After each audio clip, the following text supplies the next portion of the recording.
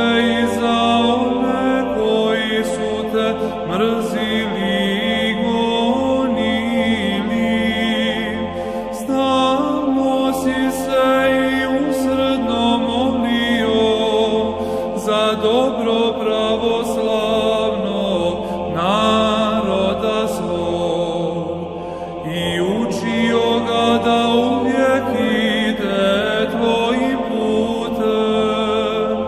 Na kraju si primio i sebe za svoga Hrista, zbog čega si udostojen smrti njegovog krstitelja.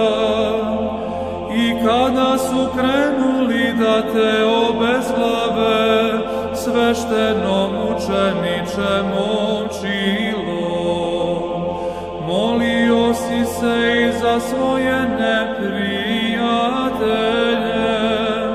poput tvoga zaštitnika, prvomučenika Hristovog.